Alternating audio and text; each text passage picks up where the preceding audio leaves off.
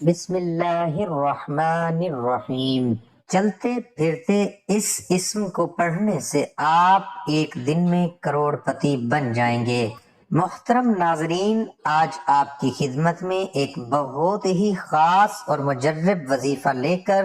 حاضر ہوا ہوں۔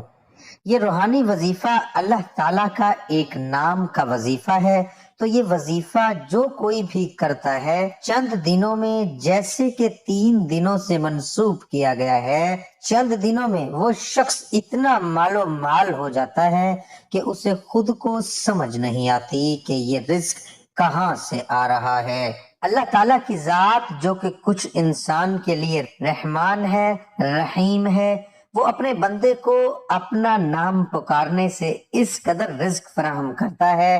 اس قدر وافر رزق عطا فرماتا ہے کہ بندہ اپنے رب کا شکر ادا کرتے کرتے نہیں تھکتا۔ تو آپ لوگ یہ وظیفہ ضرور کریں، انشاءاللہ آپ کو وہاں سے رزق حاصل ہوگا جہاں سے آپ نے کبھی گمان بھی نہ کیا ہوگا۔ تو آپ کو میں آج کا یہ وظیفہ بتاؤں گا۔ تو ناظرین، اللہ تعالیٰ کا نام کا وظیفہ کرنے کے ساتھ ساتھ ہمیں 5 وقت نماز بھی پڑھنی چاہیے، کیونکہ وظیفے کے ساتھ جو عبادت ہوتی ہے وہ بھی بہت زیادہ ضروری ہوتی ہے۔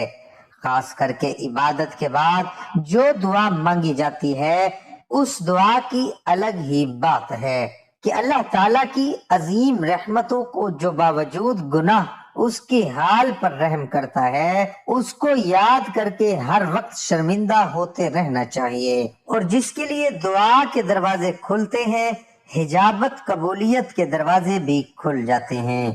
رسول پاک صلی اللہ علیہ وآلہ وسلم فرماتے ہیں، اللہ تعالیٰ کے اسم پاک الرحمن الرحیم پر ایک فرشتہ مقرر فرمایا ہے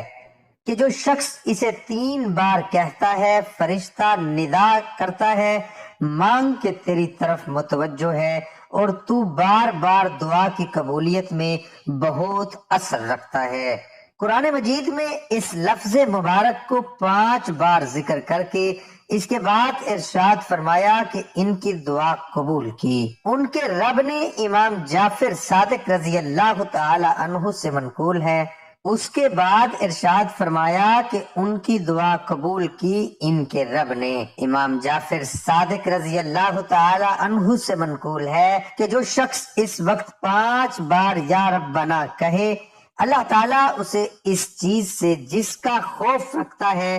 امان بخشے، اور جو چیز چاہتا ہے عطا فرمائے۔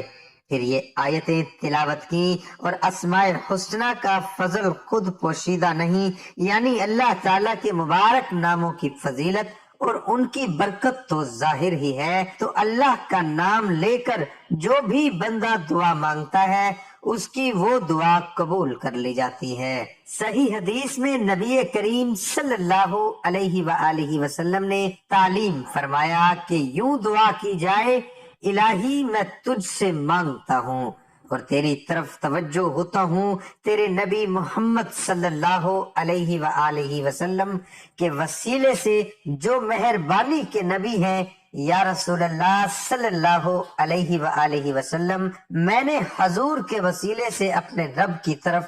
توجہ کی اپنی حاجت کی کہ میرے لیے پوری ہو جائے میری یہ حاجت۔ صحیح بخاری میں ہے کہ امیر المؤمنین حضرت عمر رضی اللہ تعالی عنہ نے یہ دعا کی کہ الہی ہم تیری طرف توسل کرتے ہیں اپنے نبی صلی اللہ علیہ وآلہ وسلم کے چچا حضرت عباس رضی اللہ تعالی عنہ سے، تو اللہ کے جو نیک بندے ہوتے ہیں ان کے وسیلے سے بھی دعائیں مانگیں تو وہ دعا قبول کر لی جاتی ہے۔ تو حضور غوث رضی اللہ تعالی عنہ فرماتے ہیں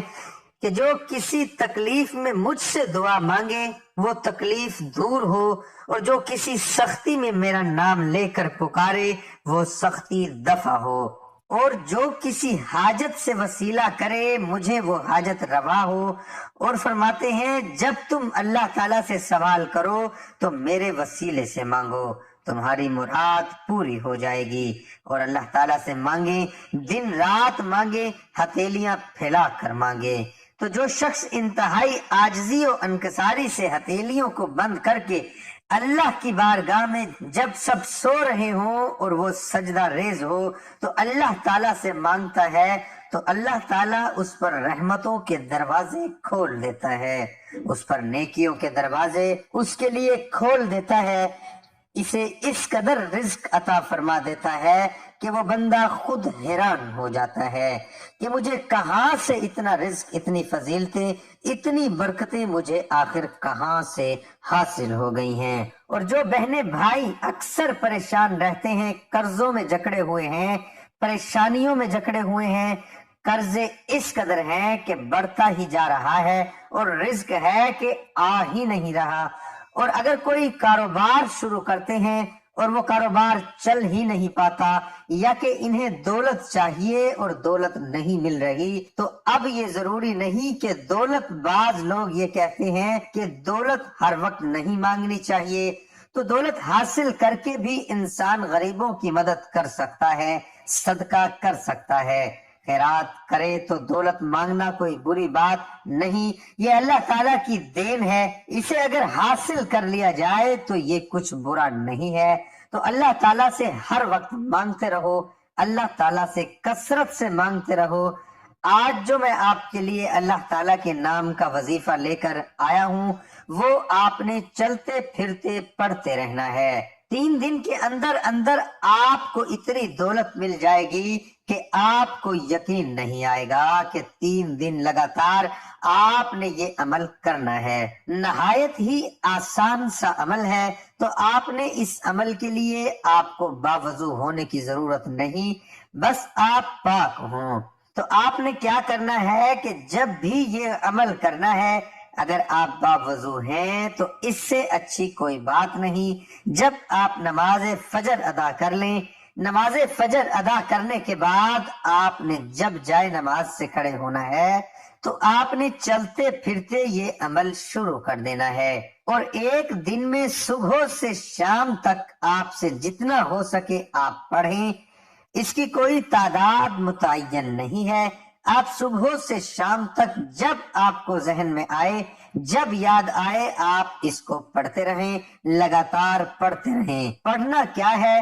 آپ نے پڑھنا ہے بسم اللہ الرحمن الرحیم،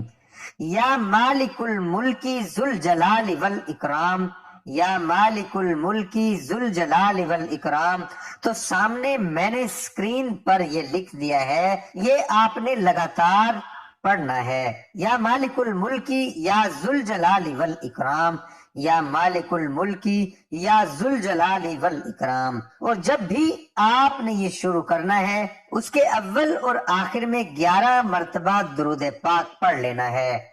اور میں نے آپ کو جیسے کہ پہلے بھی بتایا کہ اس کی کوئی خاص حد نہیں ہے، اتنا ہی پڑھنا ہے صبح سے شام تک،